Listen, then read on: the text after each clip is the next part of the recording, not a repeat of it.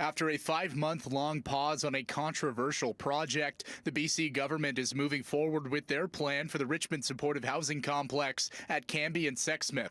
People that live here in the community don't need that. Families don't need that. Children don't need that. Elderly parents do not need that.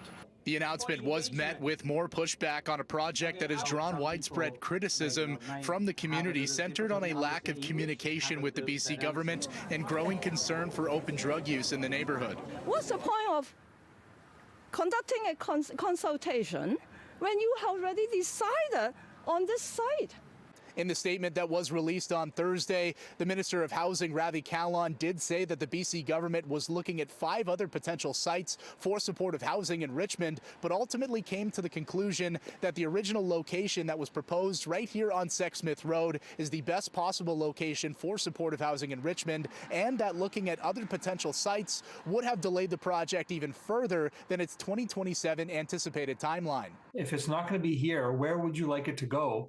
Because Richmond needs it. People are struggling in the community and they deserve to have a roof over their heads, and the public deserves to feel safe. And the only way you can do that is by having something that's purpose-built for people.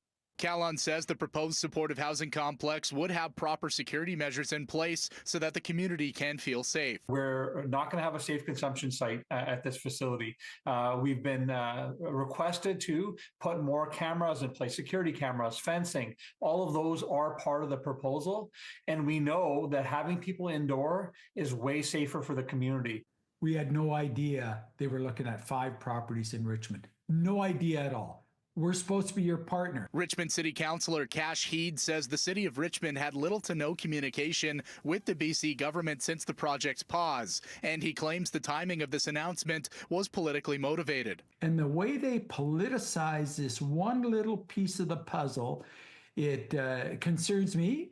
It should concern every councillor and the mayor in Richmond from my point of view, in that we're just political pawns for these people, and that's unacceptable. According to the BC government, the percentage of people facing homelessness in Richmond has increased by 91% since the pandemic. He'd acknowledged Richmond's need for supportive housing in the area, but says when this is brought to council, he's going to propose a different purpose for the building, specifically to support Richmond's senior population. So we're looking at initiatives we could put in place for people to stay in the community that they spent the last 60, 70 years in and support them. The province did what they did. It's time for us now to move along and look at other options for that particular property. I think it's ideal for supportive senior housing.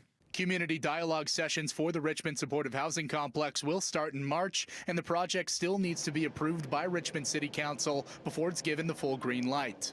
In Richmond, Joe Sadowski, City News.